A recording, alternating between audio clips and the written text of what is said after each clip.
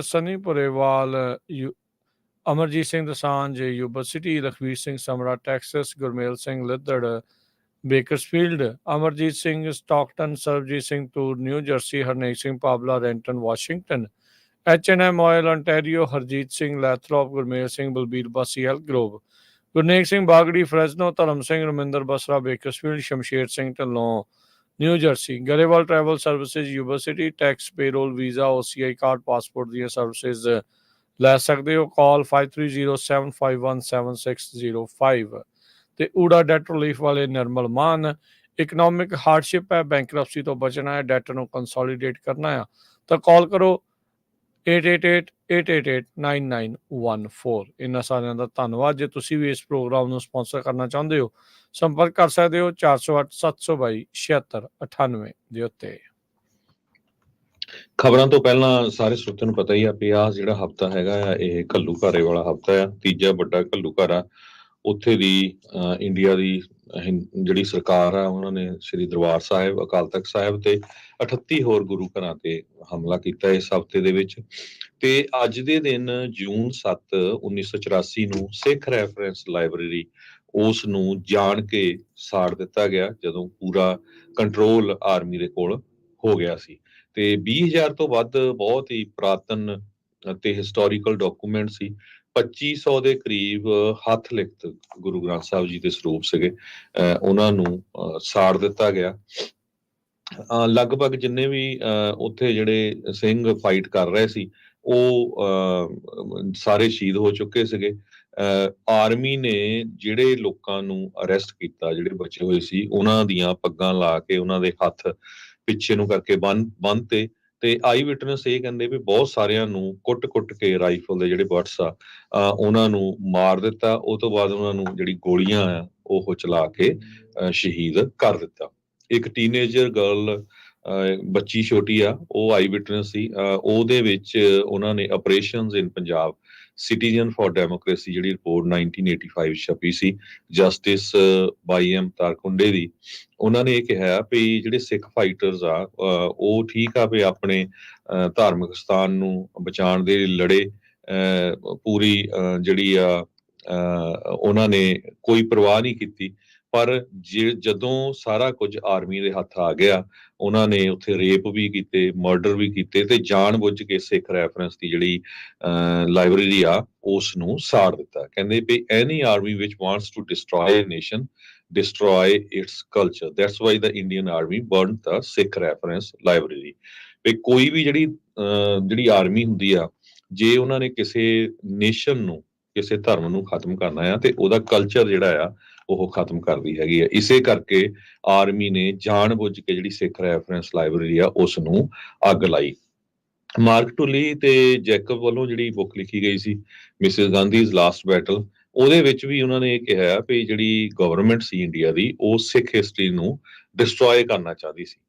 ਤੁਸੀਂ ਕਿੱਦਾਂ ਕਹਿੰਦੇ ਵੀ ਐਕਸਪਲੇਨ ਕਰ ਸਕਦੇ ਆ ਮਾਰਕ ਟੁਲੀ? ਹਾਲਾਂਕਿ ਬਹੁਤ ਸਾਰੇ ਲੋਕ ਮਾਰਕ ਟੁਲੀ ਤੇ ਵੀ ਸ਼ੱਕ ਕਰਦੇ ਆ ਵੀ ਉਹ ਪ੍ਰੋ ਗਵਰਨਮੈਂਟ ਸੀ, ਇੰਡੀਅਨ ਗਵਰਨਮੈਂਟ ਸੀ, ਪਰ ਉਹ ਇਸ ਬੁੱਕ ਦੇ ਵਿੱਚ ਲਿਖਦਾ ਵੀ ਤੁਸੀਂ ਕਿੱਦਾਂ ਐਕਸਪਲੇਨ ਕਰ ਸਕਦੇ ਆ ਵੀ 2 ਦਿਨ ਹੋ ਗਏ ਤੁਹਾਡੇ ਅੰਡਰ ਜਿਹੜਾ ਪੂਰਾ ਕਬਜ਼ਾ ਆ ਆਰਮੀ ਦੇ ਅੰਡਰ, ਤੇ ਹੁਣ ਤੁਸੀਂ ਜਾ ਕੇ ਉੱਥੇ ਅੱਗ ਲਾ ਦਿਓ ਜਿਹਦੇ ਵਿੱਚ ਪੁਰਾਤਨ ਕਿਤਾਬਾਂ, ਖਰੜੇ ਸੀਗੇ, ਹੱਥ ਲਿਖਤ ਹਿਸਟੋਰੀਕਲ ਗੁਰੂ ਗ੍ਰੰਥ ਸਾਹਿਬ ਜੀ ਦੇ ਸਰੂਪ ਸੀਗੇ, ਜਿਨ੍ਹਾਂ ਦੇ ਵਿੱਚੋਂ ਕਈ ਤਾਂ ਗੁਰੂ ਸਾਹਿਬ ਨੇ ਖੁਦ ਹੀ ਲਿਖੇ ਹੋਏ ਸੀ। ਜਨਮ ਸਾਖੀ ਸੀਗੀਆਂ ਜਿਹਦੇ ਵਿੱਚ ਗੁਰੂ ਸਾਹਿਬ ਦੇ ਸਕੈਚ ਸੀ, ਹੁਕਮਨਾਮੇ ਸੀਗੇ ਅਕਾਲ ਤਖਤ ਸਾਹਿਬ ਦੇ ਬਹੁਤ ਸਾਰੇ।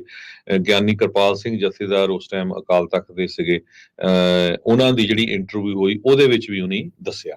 ਸੋ ਇਸ ਤੋਂ ਬਾਅਦ ਅੱਜ ਦੇ ਦਿਨ ਹੀ ਕਹਿੰਦੇ ਜਦੋਂ ਸਾਰਾ ਉਹਨਾਂ ਦੇ ਹੱਥ ਕੰਟਰੋਲ ਆ ਗਿਆ ਫੌਜ ਦੇ, ਬਹੁਤ ਸਾਰੇ ਜਿਹੜੇ ਲੋਕ ਸੀਗੇ ਖਾਸ ਕਰਕੇ ਹਿੰਦੂ ਕਮਿਊਨਿਟੀ ਦੇ, ਉਹਨਾਂ ਨੇ ਬੀਅਰਾਂ ਦੀਆਂ ਜਿਹੜੀਆਂ ਬਾਲਟੀਆਂ ਆ ਭਰ ਕੇ ਅਕਾਲ ਤਖਤ ਸਾਹਿਬ, ਦਰਬਾਰ ਸਾਹਿਬ ਦੀ ਜਿੱਧਰ ਐਂਟਰੀ ਆ ਉਧਰ ਫੌਜੀਆਂ ਨੂੰ ਦਿੱਤੀਆਂ। ਤੇ ਫੌਜੀ ਸ਼ਰੇਆਮ ਕਹਿੰਦੇ ਸ਼ਰਾਬ ਪੀਂਦੇ, ਬੀਅਰਾਂ ਪੀਂਦੇ ਤੇ ਸਮੋਕ ਕਰਦੇ ਕੰਪਲੈਕਸ ਦੇ ਵਿੱਚ ਦੇਖੇ ਗਏ।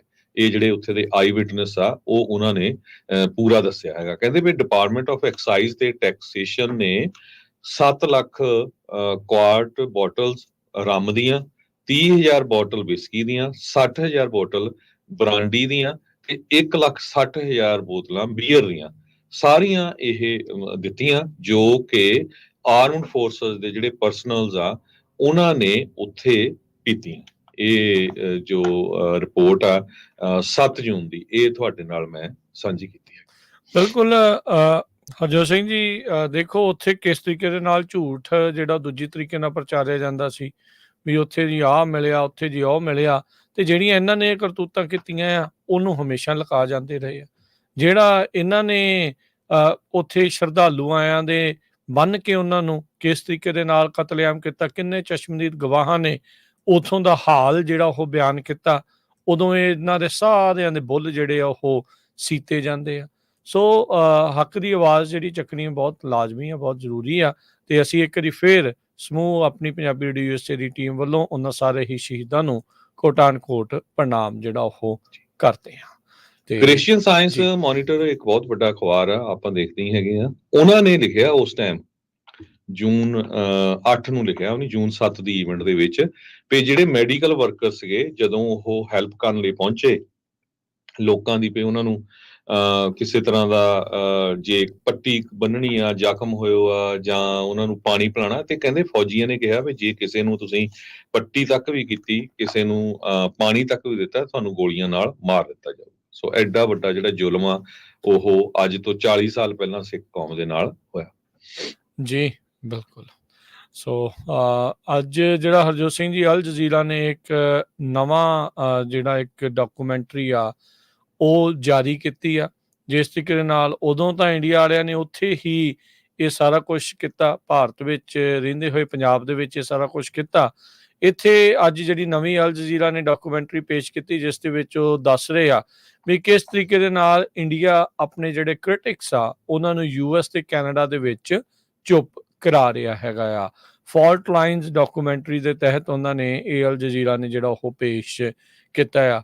ਇਸ ਤੋਂ ਪਹਿਲਾਂ Globe and Mail, 5th state, CBC, ਹੋਰ ਬਹੁਤ ਸਾਰੀਆਂ ਅਖਬਾਰਾਂ ਤੇ ਜਿਹੜੇ TV ਚੈਨਲਸ ਆ ਉਹਨਾਂ ਨੇ ਭਾਰਤ ਦਾ ਚਿਹਰਾ ਜਿਹੜਾ ਆ ਉਹ ਨੰਗਾ ਕੀਤਾ ਹੈਗਾ ਵੀ ਉਹ ਕੀ ਕੁਛ ਕਰਦਾ ਆ ਰਿਹਾ, ਕਿਸ ਤਰੀਕੇ ਨਾਲ ਮਾਈਨੋਰਟੀਜ਼ ਨੂੰ ਇਹ ਦੱਬ ਰਿਹਾ ਆ, ਤੇ ਖਾਸ ਕਰਕੇ ਹੁਣ ਸਿੱਖਾਂ ਦੇ ਉਲਟ ਉਹ ਕਿੰਨੀ ਤੇਜ਼ੀ ਦੇ ਨਾਲ ਜਿਹੜੀ ਉਹ ਨਫ਼ਰਤ ਫੈਲਾਉਣ ਦੇ ਨਾਲ ਨਾਲ ਉਹਨਾਂ ਦੀ ਕਤਲੋਗਾਰਤ ਦੇ ਵਿੱਚ ਲੱਗਾ ਹੋਇਆ ਹੈਗਾ ਆ। ਸੋ ਇਹ ਸਾਰਾ ਕੁਛ ਇਸ ਟਾਈਮ ਚੱਲ ਰਿਹਾ ਆ।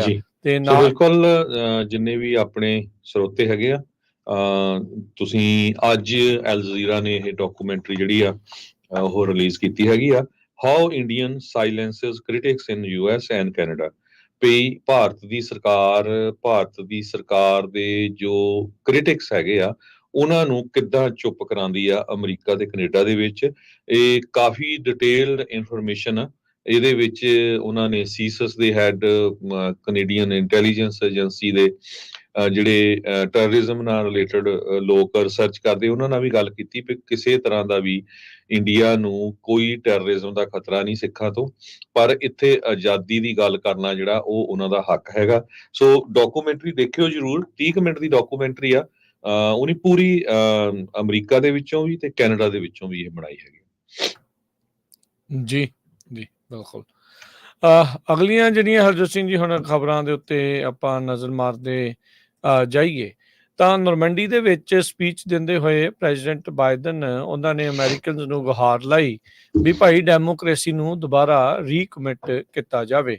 D-Day 80 ਸਾਲ ਪਹਿਲਾਂ ਵਾਪਰਿਆ ਸੀ। US ਦੇ ਜਿਹੜੇ ਆਰਮੀ ਰੇਂਜਰਸ ਆ ਉਹਨਾਂ ਦੇ ਦੁਆਰਾ ਨਾਜ਼ੀ ਜਰਮਨੀ ਦੇ ਨੇ ਜੋ ਉੱਥੇ ਕੋਹਰਾਮ ਮਚਾਇਆ ਸੀ ਉਸ ਨੂੰ ਰੋਕਣ ਦੇ ਲਈ ਉੱਥੇ ਪਹੁੰਚੇ ਸੀ, ਜਿੱਥੇ ਸੈਂਕੜੇ ਤੋਂ ਹਜ਼ਾਰਾਂ ਹੀ ਜਿਹੜੇ ਫੌਜੀਆਂ ਦੀ ਜਿਹੜੀ ਉਹ ਮੌਤ ਹੋਈ ਸੀ।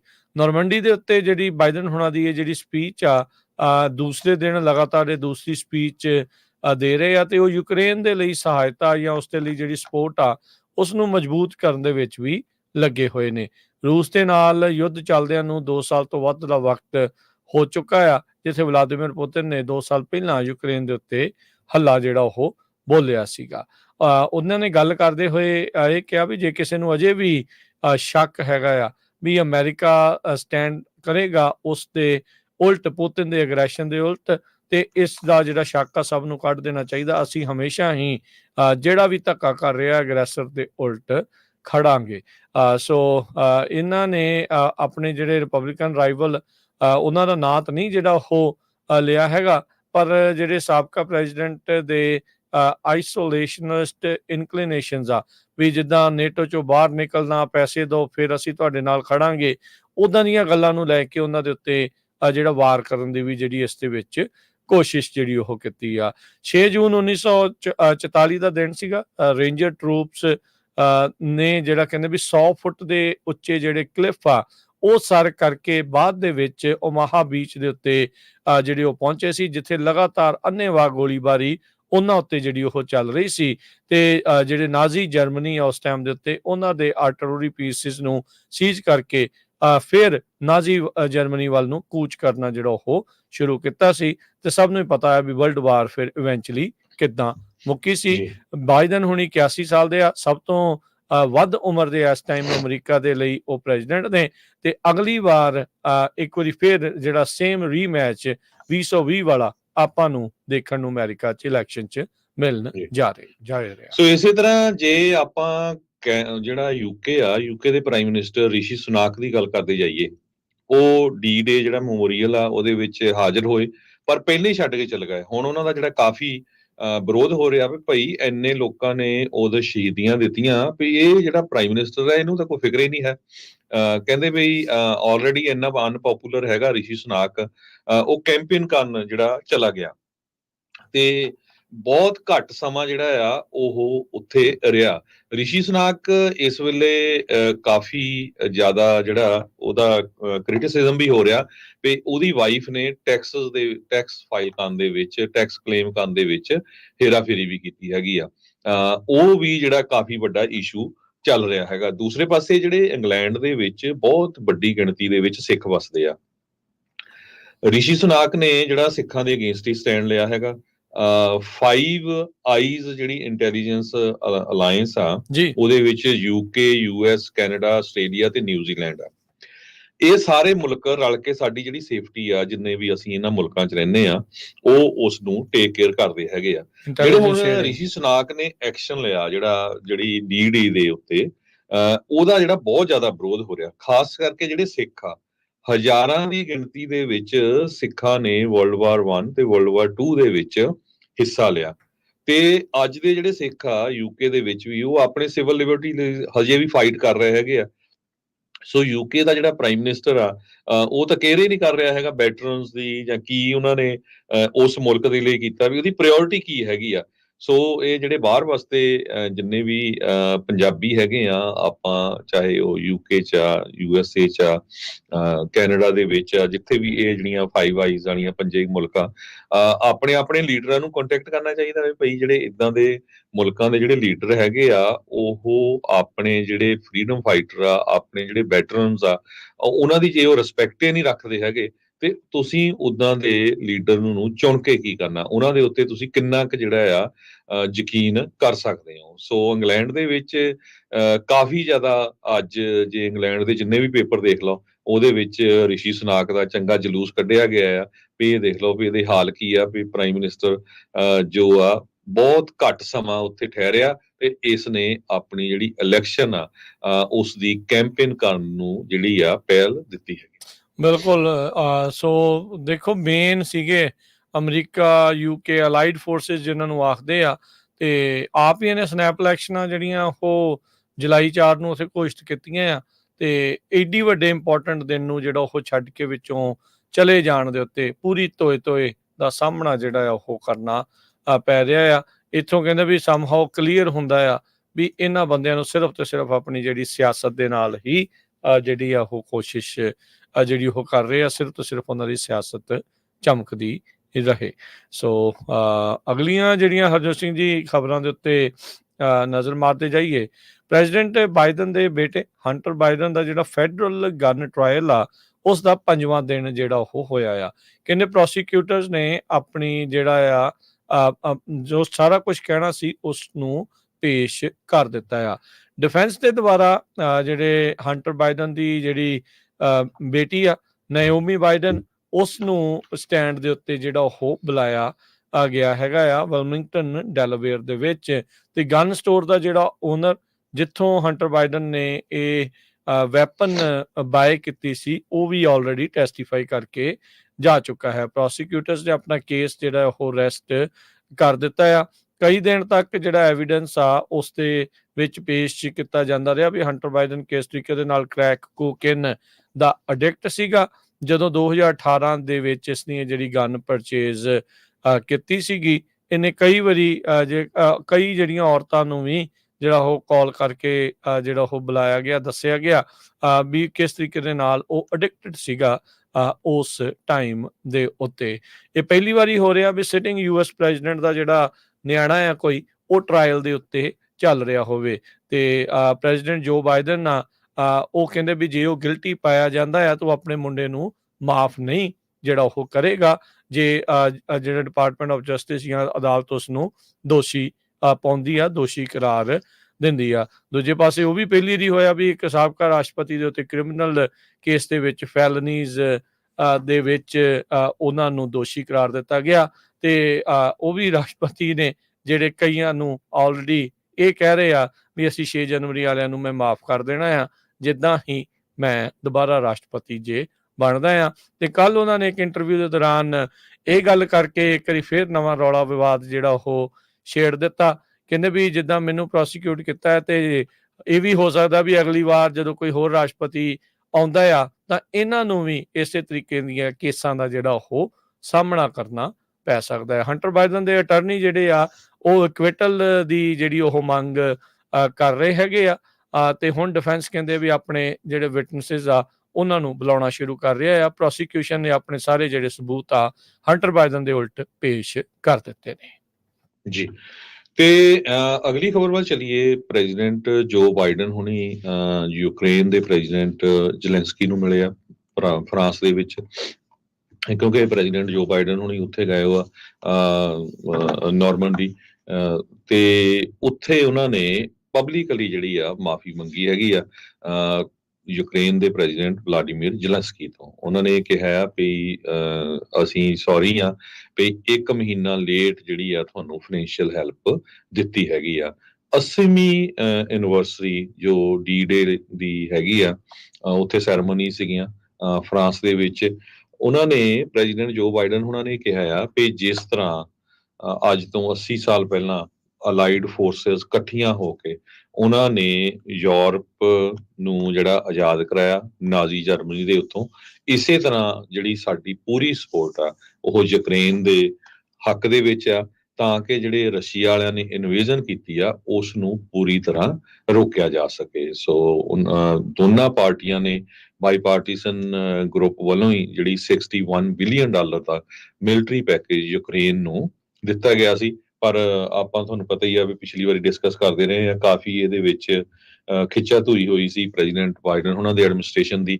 ਉਹ 'ਚ ਕਈ ਉਹਨਾਂ ਨੇ ਪੁਆਇੰਟ ਲਾਏ ਸੀ ਇਮੀਗ੍ਰੇਸ਼ਨ ਨੂੰ ਲੈ ਕੇ ਜਾਂ ਹੋਰ, ਪਰ ਫਾਈਨਲੀ ਐਗਰੀ ਕਰ ਗਿਆ ਸੀ ਵੀ $61 ਬਿਲੀਅਨ ਜਿਹੜਾ ਆ ਉਹ ਯੂਕਰੇਨ ਨੂੰ ਦਿੱਤਾ ਜਾਵੇ। ਪਿਛਲੇ ਦਿਨਾਂ ਦੇ ਵਿੱਚ ਪ੍ਰੈਜ਼ੀਡੈਂਟ ਜੋ ਬਾਈਡਨ ਉਹਨਾਂ ਨੇ ਇਹ ਵੀ ਸਟੇਟਮੈਂਟ ਦਿੱਤੀ ਸੀ ਤੇ ਜਿਹੜਾ ਸਾਡਾ ਮਿਲਟਰੀ ਦਾ ਐਮੂਨੀਸ਼ਨ ਆ ਉਹ ਤੁਸੀਂ ਰਸ਼ੀਆ ਦੇ ਅਗੇਂਸਟ ਇਨਸਾਈਡ ਜਾ ਕੇ ਰਸ਼ੀਆ ਦੇ ਵਿੱਚ ਉਹ ਵੀ ਯੂਜ਼ ਕਰ ਸਕਦੇ ਹੋ। ਸੋ ਓਪਨਲੀ ਜਿਹੜੀ ਆ ਸਪੋਰਟ ਰਸ਼ੀਆ ਦੀ ਕੀਤੀ ਹੈਗੀ ਆ। ਜੀ ਬਿਲਕੁਲ। ਤੇ ਹਰਜੋਤ ਸਿੰਘ ਜੀ ਆਪਾਂ ਇੱਕ ਹੁਣ ਇੱਥੇ ਬ੍ਰੇਕ ਲਵਾਂਗੇ, ਬ੍ਰੇਕ ਤੋਂ ਬਾਅਦ ਮੁੜ ਕੇ ਫਿਰ ਵਾਪਸ ਹਾਜ਼ਰ ਹੁੰਦੇ ਆ ਤੇ ਖਬਰਾਂ ਦਾ ਸਿਲਸਿਲਾ ਇਦਾਂ ਹੀ ਅਪਡੇਟ ਅਮਰੀਕਾ ਸੋ ਬਿਲਕੁਲ ਜਿੰਨੇ ਵੀ ਜਿਹੜੇ ਸਾਡੇ ਸਰੋਤੇ ਆ ਦੱਸਦੀ ਜਾਈਏ, ਬਹੁਤ ਹੀ ਇੰਪੋਰਟੈਂਟ ਖਬਰ ਸਾਂਝੀ ਕਰਨੀ ਆ ਆਪਾਂ ਗੁਆਂਢੀ ਮੁਲਕ ਕੈਨੇਡਾ ਦੇ ਬਰਾਬਰ। ਕੈਨੇਡਾ ਦੇ ਵਿੱਚ ਪਿਛਲੇ 2 ਦਿਨਾਂ ਤੋਂ ਬਹੁਤ ਵੱਡਾ ਰੌਲਾ ਪਿਆ ਹੈ। ਗਲੋਬ ਐਂਡ ਮੇਲ ਨੇ ਇੱਕ ਐਡੀਟੋਰੀਅਲ ਲਿਖਿਆ ਆ, ਉਹ ਕੀ ਹੈਗਾ ਉਹਦੇ ਸੰਬੰਧ ਦੇ ਵਿੱਚ ਆਪਾਂ ਤੁਹਾਡੇ ਨਾਲ ਡਿਸਕਸ ਕਰਾਂਗੇ।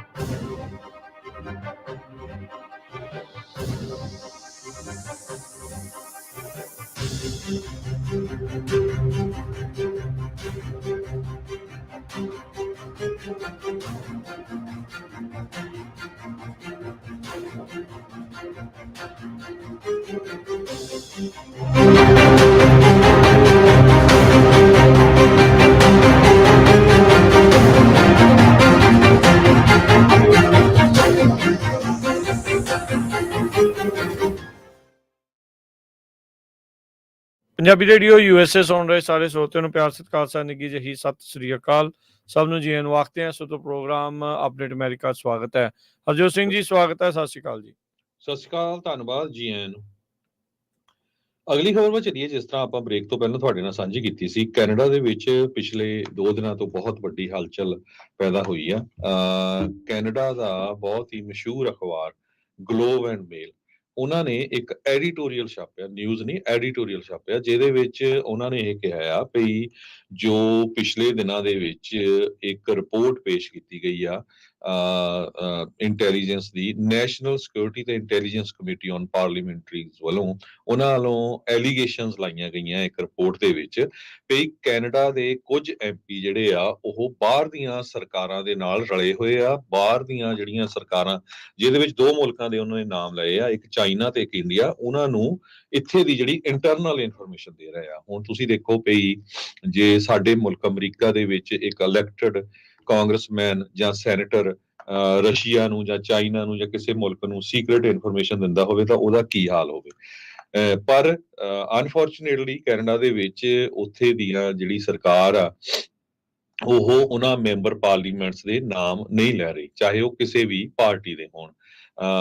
ਤੇ ਇਸ ਹੈਡਿੰਗ ਦੇ ਅੰਡਰ ਜਿਹੜੀ ਕੈਨੇਡਾ ਦਾ ਗਲੋਬ ਐਂਡ ਮੇਲ ਆ, ਉਹਨਾਂ ਨੇ ਇਹ ਐਡੀਟੋਰੀਅਲ ਛਾਪਿਆ ਵੀ we need to know the names of traitor MPs but don't count on any of the parties to give them up. ਕਹਿੰਦੇ ਵੀ ਜਿਹੜੇ ਗਦਾਰ ਐਮਪੀ ਆ ਕੈਨੇਡਾ ਦੇ ਵਿੱਚ, ਉਹਨਾਂ ਦੇ ਨਾਂ ਲੋਕਾਂ ਨੂੰ ਪਤਾ ਹੋਣੇ ਚਾਹੀਦੇ ਆ, ਪਰ ਸਾਨੂੰ ਨਹੀਂ ਆਸ ਵੀ ਉੱਥੇ ਦੀਆਂ ਜਿਹੜੀਆਂ ਪਾਰਟੀਆਂ ਹੈਗੀਆਂ ਆ, ਕੋਈ ਵੀ ਪਾਰਟੀ ਹੈ, ਚਾਹੇ ਉਹ ਕੰਜ਼ਰਵੇਟਿਵ ਆ ਜਾਂ ਲਿਬਰਲ ਆ, ਉਹ ਉਹਨਾਂ ਦੇ ਨਾਮ ਦੱਸਣਗੇ।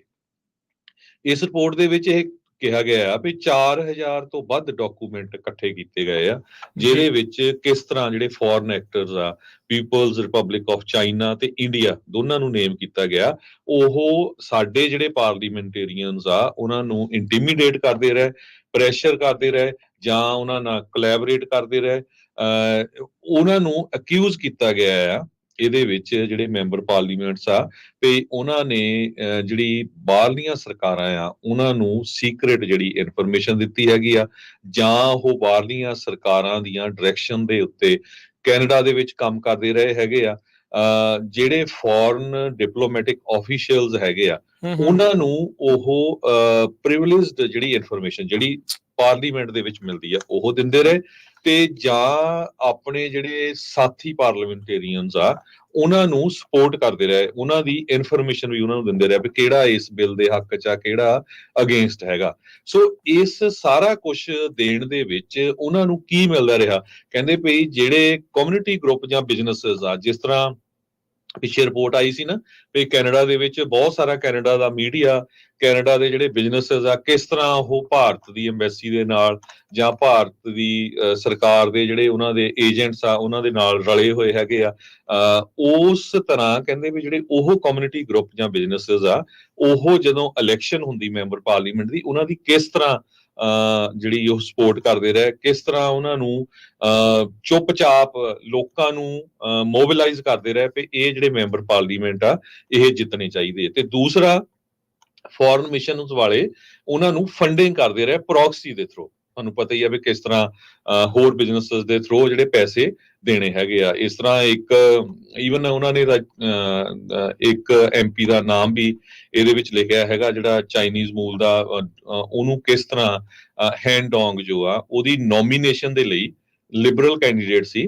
ਕਹਿੰਦੇ ਵੀ ਚਾਈਨਾ ਵਾਲਿਆਂ ਨੇ 175 ਤੋਂ ਲੈ ਕੇ 200 ਦੇ ਕਰੀਬ ਇੰਟਰਨੈਸ਼ਨਲ ਚਾਈਨੀਜ਼ ਸਟੂਡੈਂਟ ਅਰੇਂਜ ਕੀਤੇ, ਉਹ ਜਾ ਕੇ ਉਸ ਦੀ ਨੋਮੀਨੇਸ਼ਨ ਦੇ ਵਿੱਚ ਸਪੋਰਟ ਕਰਨ। ਹੁਣ ਤੁਸੀਂ ਜਿਹੜੀ 2019 ਦੀ ਤੇ 2021 ਦੀ ਕੈਂਪੇਨ ਹੋਈ ਹੈਗੀ ਆ। ਬਿਲਕੁਲ ਇਸੇ ਤਰੀਕੇ ਦੇ ਨਾਲ ਆਪਾਂ ਇਹ ਦੇਖਿਆ ਵੀ ਜਿਹੜਾ ਕੰਜ਼ਰਵੇਟਿਵ ਪਾਰਟੀ ਦਾ ਇਸ ਟਾਈਮ ਮੌਜੂਦਾ ਲੀਡਰ ਆ, ਉਸ ਨੂੰ ਉਸ ਅਹੁਦੇ ਤੱਕ ਪਹੁੰਚਾਉਣ ਦੇ ਲਈ ਕਿਸ ਤਰੀਕੇ ਦੇ ਨਾਲ ਇੰਡੀਆ ਦੇ ਦੁਆਰਾ ਬੰਦੇ ਜਿਹੜੇ ਉਹ ਕੀਤੇ ਗਏ। ਹੁਣ ਮੁੱਦਾ ਇੱਥੇ ਇਹ ਉੱਠ ਰਿਹਾ ਆ ਵੀ ਇਹ ਉਹ ਐਮਪੀ ਆ, ਇਹ ਉਹ ਸੈਨੇਟਰਸ ਨੇ ਜਿਨ੍ਹਾਂ ਦਾ ਨਾਂ ਤਾਂ ਨਹੀਂ ਨਸ਼ਰ ਕਰ ਰਹੇ, ਜਿਨ੍ਹਾਂ ਨੇ ਸਹੁੰ ਚੁੱਕੀ ਸੀ ਵੀ ਅਸੀਂ ਕੈਨੇਡਾ ਦੇ ਇੰਟਰਸਟਸ ਨੂੰ ਪਹਿਲਾਂ ਰੱਖਾਂਗੇ ਤੇ ਇੱਥੇ ਦੀ ਜਿਹੜੀ ਪ੍ਰਭੂ ਸੱਤਾ ਆ ਉਸ ਦੇ ਨਾਲ ਅਸੀਂ ਅਲਾਇੰਸ ਜਿਹੜਾ ਉਹ ਅਲੀਜੈਂਸ ਰੱਖਾਂਗੇ, ਵੀ ਅਸੀਂ ਉਹਦੇ ਲਈ ਸਾਰਾ ਕੁਝ ਕਰਾਂਗੇ। ਹੁਣ ਜਿਹੜੀ ਲਾਇਲਟੀ ਆ ਉਹ ਵੀ ਕੁਐਸਚਨ 'ਚ ਆ ਗਈ, ਜਿਹੜੀ ਸਹੁੰ ਚੁੱਕੀ ਆ ਉਹਦੀ ਇਹਨਾਂ ਨੇ ਵਾਇਲੇਸ਼ਨ ਕਰਤੀ। ਜਿਹੜੇ ਅਨਨੇਮਡ ਐਮਪੀਜ਼ ਤੇ ਸੈਨੇਟਰਸ ਆ, ਇਹ ਇੱਕ ਵੀ ਹੋ ਸਕਦਾ, ਇੱਕ ਤੋਂ ਵੱਧ ਵੀ ਹੋ ਸਕਦੇ ਆ, ਜੋ ਕਿ ਇੱਕ ਤੋਂ ਵੱਧ ਹੋਣ ਦੀ ਸੰਭਾਵਨਾ ਜ਼ਿਆਦਾ ਪ੍ਰਗਟਾਈ ਜਿਹੜੀ ਉਹ ਜਾ ਰਹੀ ਹੈਗੀ ਆ। ਵੀ ਜਿਹੜੀ ਫੋਰਨ ਪਾਵਰਸ ਦੇ ਨਾਲ ਕਿਸ ਤਰੀਕੇ ਦੇ ਨਾਲ ਮਿਲ ਕੇ ਕੈਨੇਡਾ ਨੂੰ ਹੀ ਉਹਨਾਂ ਨੇ ਧੋਖਾ ਦਿੱਤਾ, ਕੈਨੇਡਾ ਦੇ ਹੀ ਪਿੱਠ ਦੇ ਵਿੱਚ ਛੁਰੀ ਜਿਹੜੀ ਉਹ ਖੋਭੀ ਤੇ ਇਦਾਂ ਹੋਇਆ। ਜਿਹੜਾ ਓਪੀਨੀਅਨ ਆਰਟੀਕਲ ਲਿਖਣ ਵਾਲਾ ਕਾਲਮਿਸਟ ਐਂਡਰੂ ਕੋਇਨ, ਉਹ ਲਿਖਦਾ ਆ ਵੀ ਕਹਿੰਦੇ ਵੀ ਹੁਣ ਆਉਂਦੇ ਸਮੇਂ ਦੇ ਵਿੱਚ ਅਗਲੇ ਕੁਝ ਹਫ਼ਤਿਆਂ 'ਚ ਇੱਕ ਮੈਂਬਰ ਪਾਰਲੀਮੈਂਟ ਨੂੰ ਸਦਨ ਦੇ ਵਿੱਚ ਖੜ ਕੇ ਇਹਨਾਂ ਸਾਰੇ ਟ੍ਰੇਟਰ ਐਮਪੀਜ਼ ਦਾ ਨਾਂ ਜਿਹੜਾ ਆ ਉਹ ਲੈਣਾ ਪਊਗਾ, ਜਿਨ੍ਹਾਂ ਨੇ ਆਪਣੇ ਮੁਲਕ ਕੈਨੇਡਾ ਦੇ ਨਾਲ ਧੋਖਾ ਜਿਹੜਾ ਧਰੋ ਕਮਾਇਆ ਆ। ਕਹਿੰਦੇ ਵੀ ਉਹ ਬੰਦੇ ਨੇ ਜਿਨ੍ਹਾਂ ਨੂੰ ਸੇਮ ਇੰਟੈਲੀਜੈਂਸ ਮਿਲਦੀ ਆ, ਐਕਸੈਸ ਹੈਗਾ ਆ ਨੈਸ਼ਨਲ ਸਿਕਿਉਰਿਟੀ ਦਾ ਤੇ intelligence committee of parliamentarian NSICOP ਦੇ ਆਧਾਰ ਦੇ ਉੱਤੇ। ਸੋ ਕਹਿੰਦੇ ਵੀ ਇਹ ਹੁਣ ਇੱਕ ਵੱਡੀ ਜਿਹੜੀ ਚਿੰਤਾ ਦਾ ਵਿਸ਼ਾ ਸਾਰਿਆਂ ਦੇ ਲਈ ਇਹ ਉੱਥੇ ਬਣ ਚੁੱਕਾ ਆ ਵੀ ਇਹ ਕਿੱਦਾਂ ਜਿਹੜਾ ਚੀਜ਼ ਹੋਊਗੀ। ਸੋ ਕਹਿੰਦੇ ਵੀ ਗਵਰਨਮੈਂਟ ਦਾ ਇਸ ਦੇ ਵਿੱਚ ਰਿਸਪੌਂਸ ਕੀ ਜਿਹੜਾ ਉਹ ਹੋਊਗਾ। ਪਬਲਿਕ ਸੇਫਟੀ ਦੇ ਜਿਹੜੇ ਮਿਨਿਸਟਰ ਡੋਮਿਨਿਕ ਲੈਬਲੈਂਕ ਉਹ ਇਹ ਆਰਗਿਊ ਕਰਦੇ ਨੇ ਵੀ ਨਾਮ ਰਿਲੀਜ਼ ਕਰਨ ਦੇ ਨਾਲ ਵਿਦਆਊਟ ਡਿਊ ਪ੍ਰੋਸੈਸ ਇਹ ਚੀਜ਼ ਨਹੀਂ ਹੋਣੀ ਚਾਹੀਦੀ। ਜਦ ਕਿ ਜਿਹੜੇ deputy prime minister Christy Freeland ਆ ਉਹ ਵਾਅਦਾ ਕਰਦੇ ਨੇ ਵੀ ਇੰਟਰਨਲ ਰਿਵਿਊ ਜਿਹੜਾ ਉਹ ਹੋਵੇਗਾ, ਪਰ ਇਹ ਨਹੀਂ ਜਿਹੜਾ ਉਹ ਦੱਸ ਰਹੇ ਵੀ ਕਿਸੇ ਨੂੰ ਲਿਬਰਲ ਕਾਕਸ ਮੈਂਬਰਸ ਨੂੰ ਐਕਸਪੈਲ ਵੀ ਕੀਤਾ ਜਾਊਗਾ ਜਾਂ ਨਹੀਂ, ਕਿਉਂਕਿ ਉਹ ਲਿਬਰਲ ਸਰਕਾਰ ਦੇ ਵਿੱਚ ਇਸ ਟਾਈਮ ਹੈਗੇ ਨੇ ਜੇ ਉਹਨਾਂ ਦਾ ਕੋਈ ਬੰਦਾ ਇਸ ਦੇ ਵਿੱਚ ਆਉਂਦਾ ਆ। ਸੋ ਗਵਰਨਮੈਂਟ ਹੁਣ ਅੱਗੇ ਕੀ ਕਰੂਗੀ, ਨੈਸ਼ਨਲ ਸਿਕਿਉਰਿਟੀ ਦੇ ਇੰਪਲੀਕੇਸ਼ਨ ਇਹ ਕੀ ਬਣਦੇ ਨੇ। ਜੇ ਕਹਿੰਦੇ ਵੀ ਇਹ ਨਾਮ ਰਿਫਿਊਜ਼ ਕਰਦੇ ਨੇ ਦੱਸਣ ਤੋਂ, ਤੇ ਇਹ ਕਹਿੰਦੇ ਵੀ ਕਿਤੇ ਨਾ ਕਿਤੇ ਜਿਹੜੀਆਂ ਬਾਹਰਲੀਆਂ ਤਾਕਤਾਂ ਆ ਉਹਨਾਂ ਦੀ ਤਾਕਤ ਨੂੰ ਹੋਰ ਵਧਾਊਗਾ ਤੇ ਉਹ ਫੋਰਨ ਇੰਟਰਫੇਰੈਂਸ ਕਰਨ ਦੇ ਵਿੱਚ ਵੱਧ ਕਾਮਯਾਬ ਹੋ ਸਕਦੇ ਨੇ। ਜਿਹੜੇ ਲੈਬਲਾਂਕ ਕਹਿ ਰਹੇ ਆ ਉਹਨਾਂ ਦੇ ਕਲੇਮ ਤੋਂ ਇਨਫੈਕਟ ਉਲਟ ਜਿਹੜਾ ਉਹ ਹੋਊਗਾ। ਸੋ ਕੌਣ ਨੇ ਜਿਨ੍ਹਾਂ ਦੇ ਉੱਤੇ ਇਹ ਦੋਸ਼ ਲੱਗ ਰਹੇ ਨੇ, ਜਿਨ੍ਹਾਂ ਦੇ ਕਰਕੇ ਇਹ ਸਾਰਾ ਕੁਝ ਹੋਊਗਾ। ਕੱਲਾ ਇੱਥੇ ਨਹੀਂ ਆ ਕੇ ਗੱਲ ਰੁਕਦੀ, ਗੱਲ ਜਿਹੜੀ ਆ ਇਹ ਅੱਗੇ ਵੋਟਾਂ ਤੱਕ ਪਹੁੰਚ ਜਾਂਦੀ ਆ ਵੀ ਕੀ ਏਦਾਂ ਕਰਨ ਦੇ ਨਾਲ ਇਹਦਾ ਮਤਲਬ ਇਹ ਆ ਵੀ ਲੋਕਾਂ ਦਾ ਭਰੋਸਾ ਉੱਥੋਂ ਦੀ ਜਿਹੜੀਆਂ ਵੋਟਾਂ ਪੈਂਦੀਆਂ ਉਹਦੀ ਇੰਟੀਗ੍ਰਿਟੀ ਦੇ ਵਿੱਚ ਜਿਹੜਾ ਉਹ ਘਟਦਾ ਹੈਗਾ। ਕੀ ਕੈਨੇਡੀਅਨਸ ਟਰਸਟ ਕਰਨਗੇ, ਇੰਸ਼ੋਰ ਕਰਨਗੇ ਵੀ ਜਿਹੜਾ ਕੈਂਡੀਡੇਟ ਉਹਨਾਂ ਦੇ ਬੈਲਟ ਦੇ ਉੱਤੇ ਆ ਉਹ ਕਿਤੇ ਬਾਹਰਲੀਆਂ ਤਾਕਤਾਂ ਦਾ ਕਠਪੁਤਲੀ ਤਾਂ ਨਹੀਂ ਜਿਹਦੇ ਇਸ਼ਾਰਿਆਂ ਦੇ ਉੱਤੇ ਉਹ ਨੱਚ ਰਹੇ ਆ ਜਾਂ ਨੱਚ ਰਹੀ ਹੋਊਗੀ। ਵੀ ਇਹ ਕਿੱਦਾਂ ਜਿਹੜਾ ਇਹ ਕੈਨੇਡੀਅਨਸ ਨੂੰ ਭਰੋਸਾ ਜਿਹੜਾ ਉਹ ਦਿਵਾਇਆ ਜਾਵੇਗਾ। ਸੋ ਕਹਿੰਦੇ ਵੀ ਲੋਕਾਂ ਦੇ ਵਿੱਚ ਤਾਂ ਇਹੀ ਇਸ ਟਾਈਮ ਵੱਡੀ ਮੰਗ ਆ ਵੀ ਤੁਰੰਤ ਉਹਨਾਂ ਐਮਪੀਜ਼ ਦੇ ਜਿਹੜੇ ਉਹ ਨਾਮ ਸ਼ੇਅਰ ਕੀਤੇ ਜਾਣ ਜਿਨ੍ਹਾਂ ਨੇ ਬਾਹਰਲੀ ਸਰਕਾਰਾਂ ਦੇ ਨਾਲ ਮਿਲ ਕੇ ਕੈਨੇਡੀਅਨਸ ਨੂੰ ਪਿੱਠ ਦੇ ਵਿੱਚ ਛੁਰਾ ਮਾਰਿਆ, ਉਹਨਾਂ ਨੂੰ ਜਿਹੜਾ ਉਹ ਧੋਖਾ ਜਿਹੜਾ ਦਿੱਤਾ ਹੈ ਤੇ ਫੋਰਨ ਕਲੂਜਨ ਜਿਹੜੀ ਆ ਉਹਨਾਂ ਨੇ ਕੀਤੀ ਆ। ਪਬਲਿਕ ਅਕਾਊਂਟੇਬਿਲਿਟੀ ਕਹਿੰਦੇ ਉਹਨਾਂ ਦੀ ਹੋਣੀ ਚਾਹੀਦੀ ਆ। ਹਾਂ, ਆਪਣਾ ਡਿਫੈਂਸ ਜ਼ਰੂਰ ਪ੍ਰੈਜ਼ੈਂਟ ਕਰਨ ਹਾਊਸ ਦੇ ਵਿੱਚ ਤਾਂ ਸੈਨੇਟ ਦੇ ਵਿੱਚ, ਤਾਂ ਜੋ ਪਤਾ ਲੱਗੇ ਵੀ ਉਹਨਾਂ ਨੇ ਕਿਹੜੇ ਕਾਰਨਾਂ ਦੇ ਕਰਕੇ ਇਹ ਜਿਹੜਾ ਘਿਨਾਉਣਾ ਕੰਮ ਮੁਲਕ ਦੇ ਨਾਲ ਧਰੋ ਜਿਹੜਾ ਆ ਉਹ ਕਮਾਇਆ ਆ, ਉਹਨਾਂ ਨੂੰ ਬਾਹਰ ਕੱਢਿਆ ਜਾਵੇ। ਉਸ ਤੋਂ ਬਾਅਦ ਦੇ ਵਿੱਚ ਤੇ ਨਾਲ ਦੇ ਨਾਲ ਫਿਰ ਇੱਕ ਰਿਵਿਊ ਹੋਵੇ ਸਿਸਟਮ ਦਾ, ਜਿਸ ਦੇ ਵਿੱਚ ਬਾਹਰਲੀਆਂ ਤਾਕਤਾਂ ਤੋਂ ਕਿੱਦਾਂ ਬਚਿਆ ਜਾਣਾ ਆ, ਇਸ ਦੀ ਜਿਹੜੀ ਉਹ ਗੱਲ ਜਿਹੜੀ ਹੋਣੀ ਚਾਹੀਦੀ ਆ। ਟਰਾਂਸਪੇਰੈਂਸੀ ਦੀ ਜਿਹੜੀ ਉਹ ਮੰਗ ਹੋ ਰਹੀ ਆ। ਇਹ ਕੌਣ ਕੈਨੇਡੀਅਨ ਐਮਪੀ ਹੋ ਸਕਦਾ ਆ, ਹਰ ਇੱਕ ਜਣਾ ਆਪੋ ਆਪਣੀਆਂ ਅਟਕਲਾਂ ਜਿਹੜੀਆਂ ਉਹ ਲਾ ਰਹੇ ਆ, ਪਰ ਇਸ ਟਾਈਮ ਇਸ ਨੇ ਇੱਕ ਬਹੁਤ ਵੱਡਾ ਸਿਆਸੀ ਭੁਚਾਲ ਕੈਨੇਡਾ ਦੀ ਜਿਹੜੀ ਸਿਆਸਤ ਦੇ ਵਿੱਚ ਲੈ ਆਂਦਾ ਹੈ। ਜੀ, ਸੋ ਕੈਨੇਡਾ ਤੇ ਅਮਰੀਕਾ ਵਾਸਤੇ ਜਿਹੜੇ ਸਿੱਖ ਆ ਉਹਨਾਂ ਨੂੰ ਇਹ ਨਹੀਂ ਸੋਚਣਾ ਚਾਹੀਦਾ ਵੀ ਜਿਹੜਾ ਕੈਨੇਡਾ ਤੇ ਅਮਰੀਕਾ ਆ ਕਿਸ ਤਰ੍ਹਾਂ ਆਪਾਂ ਇਹਨਾਂ ਨੂੰ ਕੈਨੇਡਾ ਤੇ ਅਮਰੀਕਾ ਹੀ ਰੱਖੀਏ। ਇਹ ਨਾ ਹੋਵੇ ਵੀ ਜਿਹੜੀਆਂ ਬਾਹਰ ਦੀਆਂ ਸਰਕਾਰਾਂ ਆ ਉਹ ਸਾਡੇ ਜਿਹੜੇ ਇਲੈਕਟਡ ਆਫੀਸ਼ੀਅਲਸ ਆ ਉਹਨਾਂ ਦੇ ਉੱਤੇ ਪ੍ਰੈਸ਼ਰ ਪਾ ਕੇ ਜਾਂ ਪੈਸੇ ਦੇ ਕੇ ਜਿਹੜੇ ਕੰਮ ਤੋਂ ਡਰਦੇ ਹੋਏ ਅਸੀਂ ਇੱਥੇ ਆਏ ਹੈਗੇ ਆ, ਉੱਥੇ ਰਿਲੀਜੀਅਸ ਪ੍ਰੋਸੀਕਿਊਸ਼ਨ ਸਾਡੀ ਹੋਈ ਆ, ਕਰਪਸ਼ਨ ਤੋਂ ਬਚਦੇ ਆਏ ਆ, ਲੁੱਟਮਾਰ ਤੋਂ ਬਚਦੇ ਇੱਥੇ ਆਏ ਆ, ਵੀ ਮੁੜ ਕੇ ਇੱਥੇ ਅਮਰੀਕਾ ਕੈਨੇਡਾ ਦੇ ਵਿੱਚ ਵੀ ਸਾਰਾ ਕੁਝ ਇਵੇਂ ਹੀ ਹੋਣ ਲੱਗ ਪਿਆ। ਸੋ ਸਾਨੂੰ ਇਹ ਸਟੈਂਡ ਕਰਨਾ ਪੈਣਾ ਆ। ਆਪਣੇ ਇਲੈਕਟਡ ਆਫੀਸ਼ੀਅਲ, ਚਾਹੇ ਉਹ ਕੈਨੇਡਾ 'ਚ ਮੈਂਬਰ ਪਾਰਲੀਮੈਂਟ ਆ, ਚਾਹੇ USA 'ਚ ਕਾਂਗਰਸਮੈਨ ਜਾਂ ਸੈਨੇਟਰਸ ਆ, ਸਾਨੂੰ ਐਕਟਿਵ ਹੋਣਾ ਪੈਣਾ ਆ। ਕੱਲੇ ਨਾ ਜਿਹੜੇ ਏਰੀਏ ਦੇ ਵਿੱਚ ਹੈਗੇ ਜਦੋਂ ਵੋਟਾਂ ਪਾਉਂਦੇ ਆ, ਸਾਡੇ ਜਿਹੜੇ ਇਸ਼ੂ ਆ, ਖਾਸ ਕਰਕੇ ਨੰਬਰ 1 ਇਸ਼ੂ ਇਸ ਵੇਲੇ ਟ੍ਰਾਂਸਨੈਸ਼ਨਲ ਰਿਪਰੈਸ਼ਨ ਦਾ ਆ।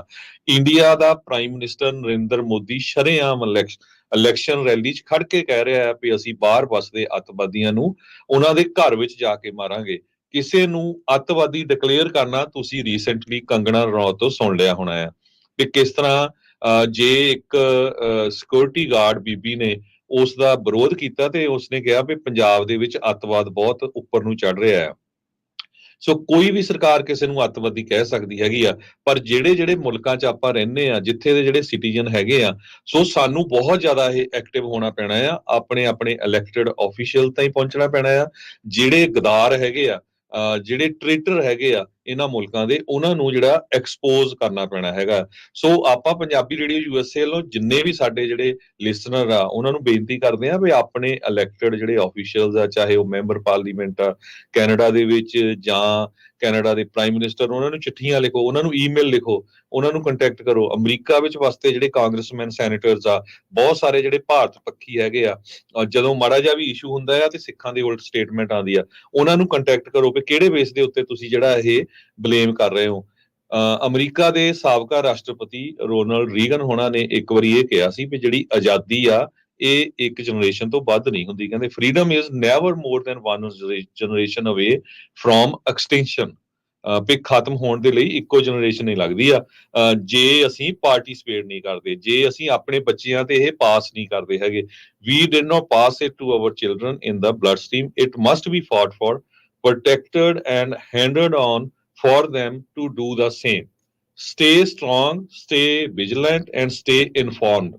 Most important ਆਪਾਂ ਜਿਹੜਾ ਸਾਡਾ ਸਿੱਖਾਂ ਦੇ ਵਿੱਚ ਹੈਗਾ ਵੀ ਚੜ੍ਹਦੀ ਕਲਾ ਦੇ ਵਿੱਚ ਰਹੋ, ਆਜ਼ਾਦੀ ਦੇ ਲਈ ਫਾਈਟ ਕਰਦੇ ਰਹੋ।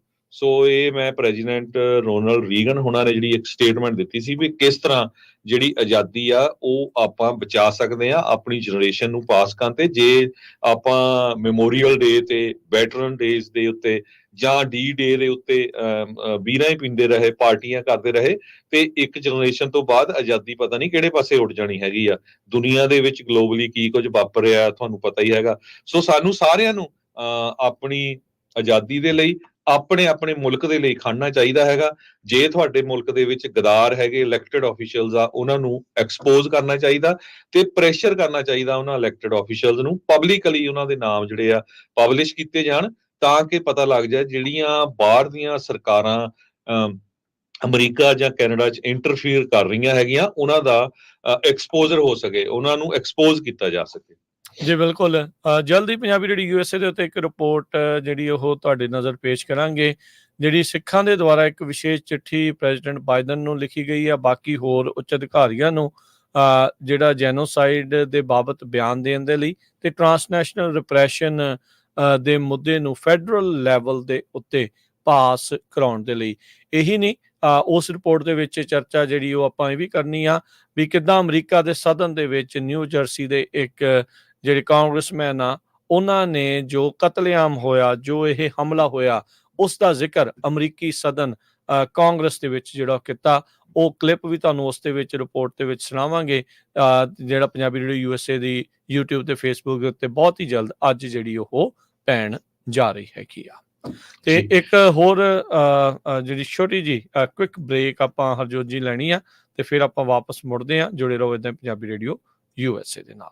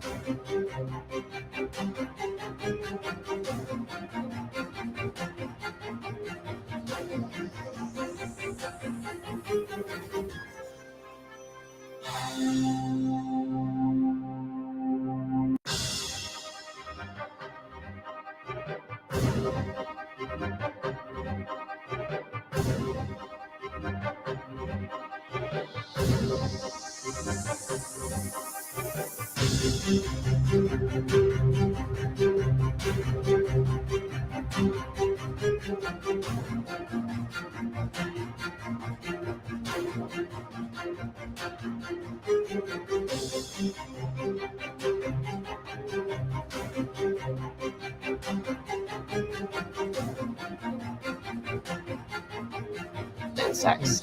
Yeah, so pistachio.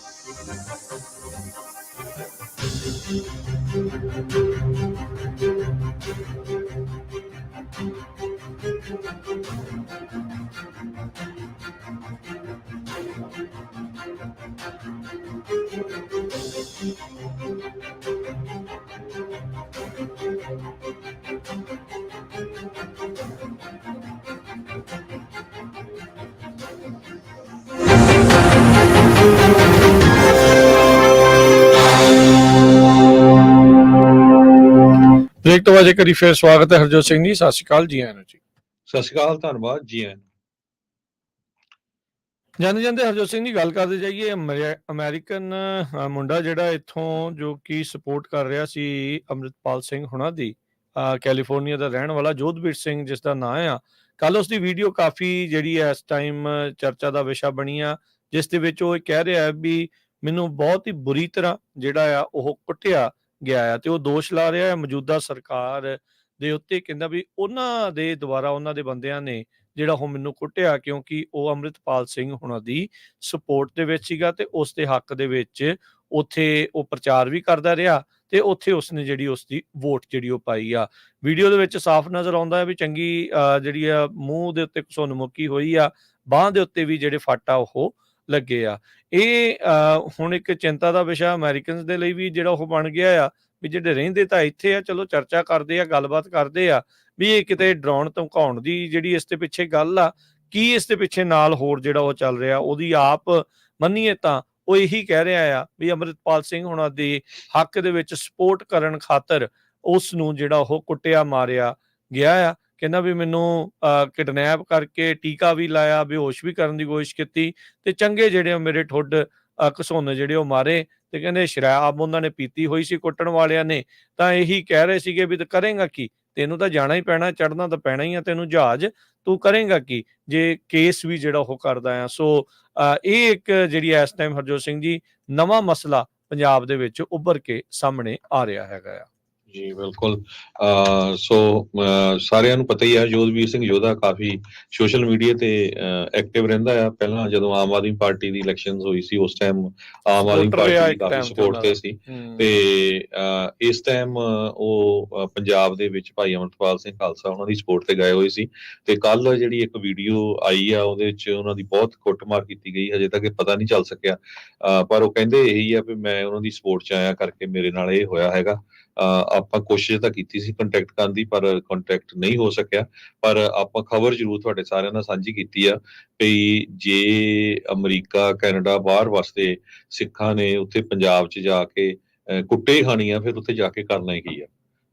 ਫਿਰ ਉੱਥੇ ਕਹਿੰਦੇ ਵੀ ਸਾਡੀ ਇੱਥੇ ਸਪੋਰਟ ਕਰੋ, ਇੱਥੇ ਫਾਈਨੈਂਸ਼ੀਅਲੀ ਹੈਲਪ ਕਰੋ, ਇੰਡੀਆ ਦੇ ਵਿੱਚ ਪੰਜਾਬ ਦੇ ਵਿੱਚ ਇਨਵੈਸਟਮੈਂਟ ਲਾਓ।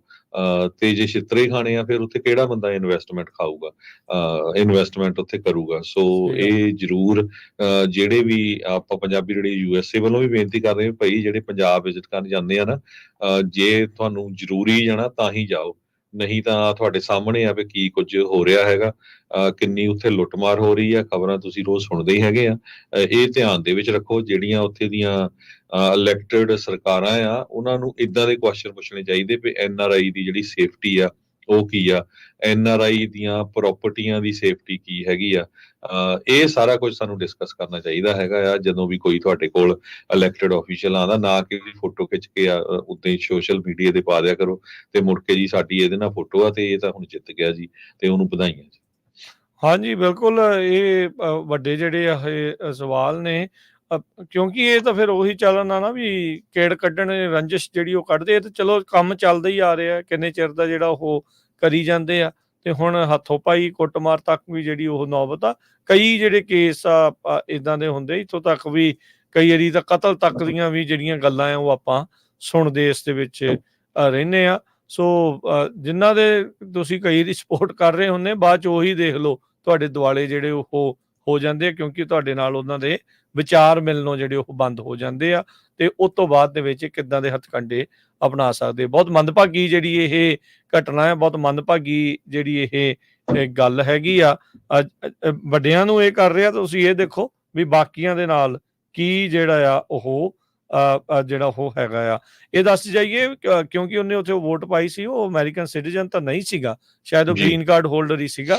ਸੋ ਇਹਦੇ ਕਰਕੇ ਉਹਨਾਂ ਦੇ ਦੁਆਲੇ ਉਹ ਹੱਥੇ ਜਿਹੜਾ ਆ ਉਹ ਸੌਖਾ ਚੜ ਜਾਂਦਾ। ਜੇ ਕੋਈ ਅਮਰੀਕਨ ਸਿਟੀਜ਼ਨ ਆ ਤੇ ਅਮਰੀਕਨ ਸਿਟੀਜ਼ਨ ਦੇ ਨਾਲ ਇਦਾਂ ਹੁੰਦੀ ਆ ਤਾਂ ਉਹਦੇ ਵਿੱਚ ਫਿਰ US ਦੀ ਅੰਬੈਸੀ ਜਿਹੜੀ ਆ ਉਸ ਦੇ ਵਿੱਚ ਇਨਵੋਲਵ ਹੋ ਜਾਂਦੀ ਹੁੰਦੀ ਆ। ਸੋ ਇਹ ਵੀ ਚੀਜ਼ਾਂ ਜਿਹੜੀਆਂ ਉਹ ਨਾਲ ਹੀ ਰਹਿੰਦੀਆਂ ਆ। ਤਾਂ ਹੀ ਉਹ ਕਈ ਵਾਰੀ ਆਪਾਂ ਦੱਸਦੇ ਰਹਿੰਦੇ, ਕਹਿੰਦੇ ਰਹਿੰਦੇ ਆ ਵੀ ਦੋ ਵੇੜੀਆਂ ਦੇ ਵਿੱਚ ਬੰਦਾ ਜਿਹੜਾ ਉਹ ਤਿਆਰ ਜਿਹੜਾ ਉਹ ਪਾਰ ਨਹੀਂ ਹੁੰਦਾ। ਸੋ ਬੰਦੇ ਨੂੰ ਇੱਕ ਪਾਸੜ ਜਿਹੜਾ ਆ ਉਹ ਕਰਨਾ ਹੀ ਪੈਂਦਾ ਹੈਗਾ ਆ ਜੀ। ਸਮਾਂ ਆਪਣੇ ਪ੍ਰੋਗਰਾਮ ਦਾ ਜਿਹੜਾ ਇੱਥੇ ਹੀ ਸਮਾਪਤ ਆ। ਤੇ ਜਿੱਦਾਂ ਸਵੇਰੇ ਵੀ ਆਪਾਂ ਦੱਸ ਰਹੇ ਸੀ, ਗੁਲਸ਼ਨ ਲਾਲ ਦੇ ਜਿਹੜਾ ਫੇਕ ਐਨਕਾਊਂਟਰ ਦੇ ਮਾਮਲੇ ਦੇ ਵਿੱਚ ਜਿਹੜੇ ਪੰਜਾਬ ਪੁਲਿਸ ਵਾਲੇ ਹੁਣ ਇੱਕ ਵਾਰੀ ਫੇਰ ਇੱਕ ਹੋਰ ਨਵੇਂ ਜਿਹੜੇ ਫੇਕ ਐਨਕਾਊਂਟਰ ਦੇ ਮਾਮਲੇ ਦੇ ਵਿੱਚ ਉਹ ਦੋਸ਼ੀ ਕਰਾਰ ਦਿੱਤੇ ਜਾ ਚੁੱਕੇ ਆ, ਦੋਸ਼ੀ ਪਾਏ ਗਏ ਆ। ਸੋ ਉਹ ਲੋਕ ਆਪਣੇ ਬੁੱਲ, ਆਪਣੀ ਜ਼ੁਬਾਨ ਨੂੰ ਜਿਹੜਾ ਦੁਬਾਰਾ ਬਾਹਰ ਕੱਢ ਕੇ ਦੱਸਣ, ਜਿਹੜੇ ਸਿਰਫ ਸਿੱਖ ਖਾੜਕੂਆਂ ਦੇ ਉੱਤੇ ਜਾਂ ਸਿੱਖ ਜੁਝਾਰੂਆਂ ਨੂੰ ਹੀ ਮੰਦਾ ਕਹਿੰਦੇ ਸੀ, ਪੁਲਿਸ ਨੂੰ ਹਮੇਸ਼ਾ ਚੰਗਾ ਕਹਿੰਦੇ ਰਹੇ ਆ, ਵੀ ਉਹ ਹੁਣ ਆ ਕੇ ਜਿਹੜਾ ਉਹ ਦੱਸਣ ਵੀ ਹੋਰ ਕਿੰਨੇ ਕੁ ਤੁਹਾਨੂੰ ਸਬੂਤ, ਕਿੰਨੇ ਕੁ ਜਿਹੜੀਆਂ ਗਵਾਹੀਆਂ ਜਿਹੜੀਆਂ ਹੋਰ ਤੁਹਾਨੂੰ ਚਾਹੀਦੀਆਂ ਆ, ਇਹ ਦੱਸਣ ਦੇ ਲਈ, ਇਹ ਕਹਿਣ ਦੇ ਲਈ ਵੀ ਉੱਥੇ ਜੋ ਪੁਲਿਸ ਨੇ ਕੀਤਾ ਉਸ ਟਾਈਮ ਦੇ ਉੱਤੇ ਕਿੰਨਾ ਘਿਨਾਉਣਾ ਜਿਹੜਾ ਉਹ ਵਰਤਾਰਾ ਉਹਨਾਂ ਨੇ ਕੀਤਾ ਸੀ। ਚਮਨ ਲਾਲ ਹੁਣੀ ਜੋ ਇਸ ਦੁਨੀਆ ਦੇ ਵਿੱਚ ਨਹੀਂ ਰਹੇ, ਉਹ ਇਨਸਾਫ ਲੈਣ ਦੀ ਖਾਤਰ ਉਹ ਇਸ ਦੁਨੀਆ ਤੋਂ ਰੁਖਸਤ ਜਿਹੜੇ ਉਹ ਹੋ ਗਏ। ਉਹਨਾਂ ਦੀ ਕੀਤੀ ਹੋਈ ਇੱਕ ਇੰਟਰਵਿਊ ਪੰਜਾਬੀ ਜਿਹੜੀ USA ਦੇ YouTube ਚੈਨਲ ਦੇ ਉੱਤੇ ਚਮਨ ਲਾਲ ਇਹ ਫਾਦਰਜ਼ ਕ੍ਰੂਸੇਡ ਕਰਕੇ ਉੱਥੇ ਪਈ ਹੋਈ ਆ, ਉਹ ਜ਼ਰੂਰ ਸੁਣੋ। ਉਹਦੇ ਵਿੱਚ ਉਹ ਦੱਸਦੇ ਆ ਵੀ ਕਿੱਦਾਂ ਉਹਨਾਂ ਦੇ ਮੁੰਡੇ ਨੂੰ ਜਿਹੜਾ ਆ ਉਹਨਾਂ ਨੇ ਪੁਲਿਸ ਵਾਲਿਆਂ ਨੇ ਕਤਲ ਜਿਹੜਾ ਉਹ ਕੀਤਾ ਸੀਗਾ। DSP ਲੈਵਲ, DIG ਲੈਵਲ ਤੱਕ ਦੇ ਜਿਹੜੇ ਬੰਦੇ ਆ ਉਹ ਇਨਵੋਲਵ ਜਿਹੜੇ ਇਸ ਦੇ ਵਿੱਚ ਸੀਗੇ, ਜੋ ਹੁਣ ਇਸ ਟਾਈਮ ਇਹਨਾਂ ਅਹੁਦਿਆਂ ਦੇ ਉੱਤੇ ਪਹੁੰਚੇ ਆ। ਤੇ ਸਭ ਨੂੰ ਇਹ ਪਤਾ ਸੀ ਹਰਜੋਤ ਸਿੰਘ ਜੀ ਵੀ ਉਸ ਟਾਈਮ ਦੇ ਉੱਤੇ ਪੁਲਿਸ ਵਾਲਿਆਂ ਨੂੰ ਤਰੱਕੀਆਂ ਕਿਹੜੀ ਬਣਾ ਦੇ ਉੱਤੇ ਦਿੱਤੀਆਂ ਜਾ ਰਹੀਆਂ ਸੀਗੀਆਂ। ਤੇ ਹੁਣ ਆਪਾਂ ਲੈਂਦੇ ਹਾਂ ਜੀ ਇਜਾਜ਼ਤ। ਸਭ ਨੂੰ ਪਿਆਰ ਭਰੀ ਸਤਿ ਸ਼੍ਰੀ ਅਕਾਲ।